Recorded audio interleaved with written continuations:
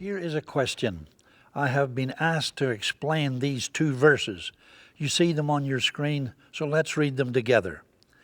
Ye have heard, this is Matthew 5:38 and 39. Ye have heard that it hath been said, an eye for an eye, and a tooth for a tooth.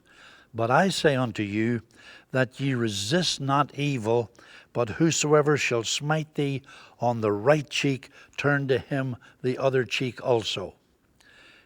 Let's read it again. Ye have heard that it hath been said, an eye for an eye and a tooth for a tooth. And God did say that through Moses in the Old Testament. But Jesus said, I say unto you, that ye resist not evil, but whosoever shall smite thee on the right cheek, turn to him the other also. All right, you can come to me. What in the world does this mean? An eye for an eye and a tooth for a tooth. People have actually said it must be a cruel God who come up with that idea. But actually, it was a wonderful idea to promote fairness. Let me explain what I mean. It's a while since, maybe a year ago, Maureen and I were driving here in Tampa Bay, but a number of miles from the church. We stopped at a traffic light, and bump, into the back of us, somebody else drove. We, of course, lurched forward. I grabbed the wheel, put it into neutral, got out, and the lady behind who crashed into us, she was already out, and she was trembling. She was so upset, and she said to me, "Oh, I'll call my insurance company." I guess she didn't want me to call the police. She said, "I'll call my insurance company. I'll call mine." Well, I said, "Hold on just a moment, lady." I said, "Let's have a look at your car and my car."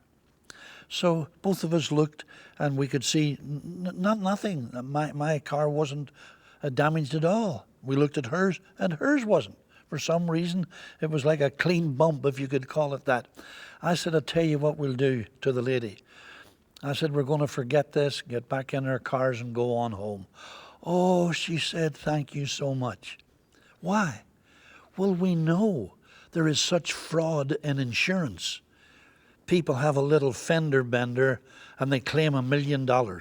They make all kinds of stories up about what happened to them physically or what happened to their car. Now, sometimes there's real damage, but I'm talking about many times there's fraud. And what God was saying when he was dealing with laws because of the interaction of neighbors, people, he said it's only an eye for an eye and only a tooth for a tooth. In other words, let's take this example. Let's say among the children of Israel, a neighbor had a dog. The dog got loose, and he bit the other neighbor. And he bit him so hard on the hand that the man couldn't work, let's say, for 3 days. What God was saying, that man who owned the dog should pay compensation to the man that was injured for 3 days' work. Not for $1 million, but commensurate. Something that's commensurate, equal to the damage. God said it's only an eye for an eye and only a tooth for a tooth. So God was being very fair and was cutting out the idea of fraud. Now let me go to this last bit.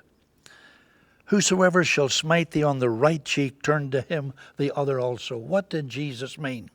Well, listen to this. You cannot strike a man on the right cheek. Most of us are right-handed. Let's say there's a man in front of me and we're arguing, and I take my hand to slap him across the face. It'll hit his left cheek, not his right cheek.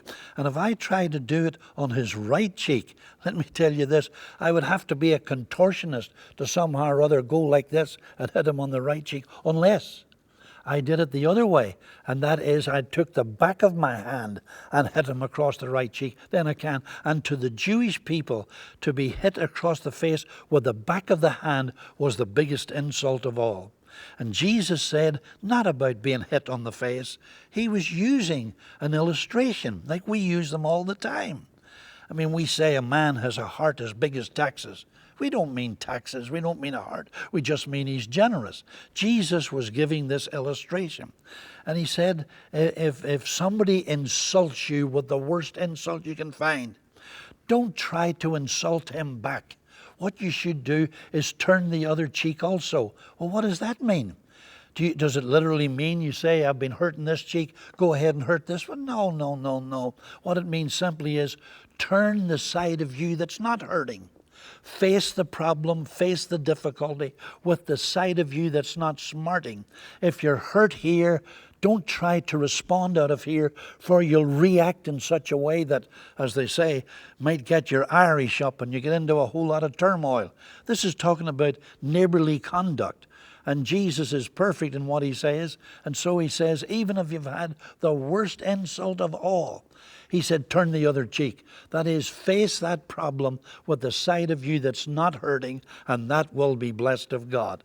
I hope this is totally clear and totally understandable to you. It's Matthew 5:38 and 39. Here's to the next time. God bless you.